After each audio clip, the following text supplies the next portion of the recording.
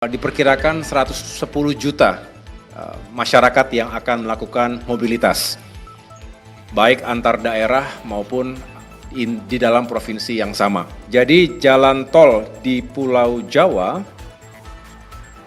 yang operasional itu sepanjang 1.830 km. Jadi kita bisa menurunkan kurang lebih average itu 10% untuk tiket pesawat. Untuk direct train itu bisa mendapatkan pemotongan 50%. Seperti tahun-tahun sebelumnya, kita juga berupaya untuk mengantisipasi, mengidentifikasi berbagai tantangan atau permasalahan yang mungkin atau bisa dihadapi oleh masyarakat luas, terutama saudara-saudara kita yang akan melakukan mobilitas perjalanan di masa liburan Nataru yang kita prediksi akan mengalami peningkatan arus pergi, baik itu di hari-hari Natal maupun di Tahun Baru, maupun arus kembalinya. Kita berharap bahwa perjalanan bisa dirasakan dengan baik oleh seluruh anggota masyarakat, tentunya aman, selamat, dan nyaman.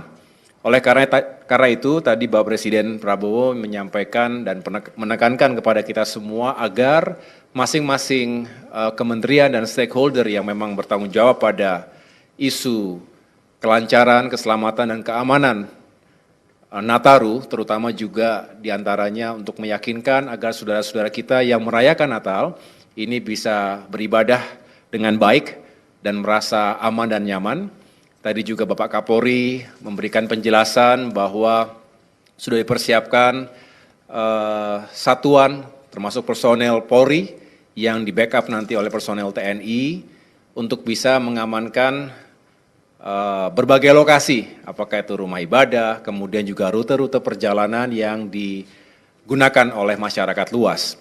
Dari Menteri Perhubungan tadi juga sudah menjelaskan, melaporkan bahwa berbagai moda transportasi, baik darat, laut, udara maupun kereta api, ini juga sudah dipersiapkan sarananya, termasuk prasarana pendukungnya, apakah bandara, dermaga, stasiun, terminal, dan lain sebagainya, ini benar-benar bisa mengakomodasi diperkirakan 110 juta masyarakat yang akan melakukan mobilitas, baik antar daerah maupun di dalam provinsi yang sama.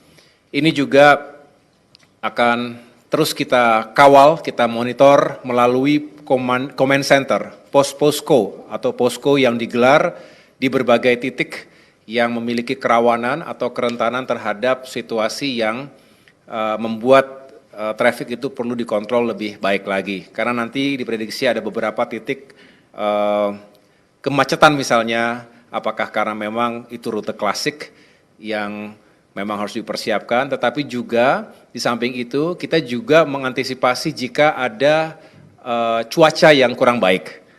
Ini biasanya terjadi mungkin di laut, ya, sehingga misalnya di Merak itu harus diantisipasi kalau terjadi cuaca yang kurang baik, terjadi delay penyeberangan kapal, maka harus diantisipasi dengan titik-titik istirahat, titik-titik standby terlebih dahulu dengan mekanisme yang dijalankan secara bersama-sama melalui satgas yang dibentuk. Dari sisi pekerjaan umum, tentu kita ingin meyakinkan agar fasilitas infrastruktur dasar termasuk jalan-jalan tol, jalan raya antar provinsi, jalan nasional, dan lain sebagainya itu juga benar-benar berfungsi dengan baik. Tadi Bapak Presiden bertanya apakah yang rusak-rusak itu sudah ditangani dan Menteri PU sudah menjawab bahwa masih terus dikerjakan, saya ulangi, sudah dilupayakan yang terbaik dan mudah-mudahan tidak ada kendala-kendala yang terlalu berarti, termasuk meyakinkan agar benar-benar para pengguna itu bisa bertransportasi dengan aman dan nyaman. Jadi jalan tol di Pulau Jawa yang operasional itu sepanjang 1.830 km.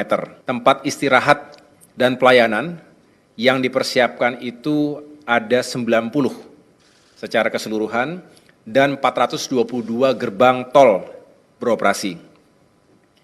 Kemudian untuk mendukung kelancaran libur Natal dan Tahun Baru, yang dilakukan antara lain, yang pertama penambahan ruas tol beroperasi sepanjang 47,6 km di Pulau Jawa. Kemudian ada juga yang sifatnya fungsional, jalan tol fungsional sementara.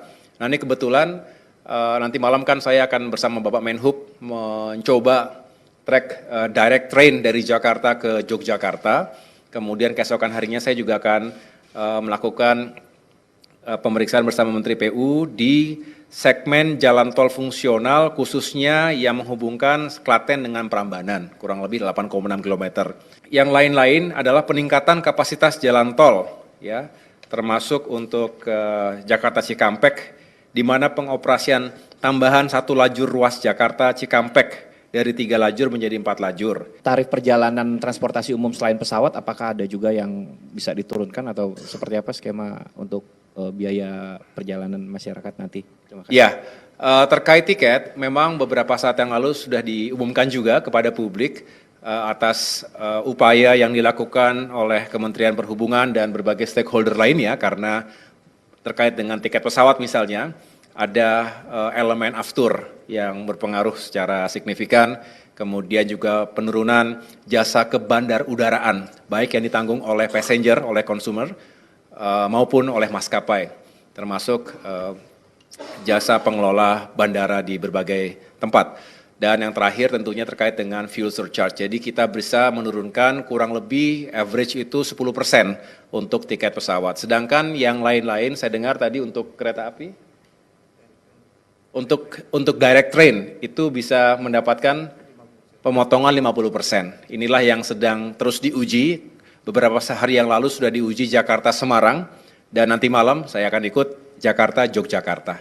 Mudah-mudahan juga bisa membantu masyarakat yang akan menggunakan kereta api dari Jakarta ke 2 provinsi tersebut.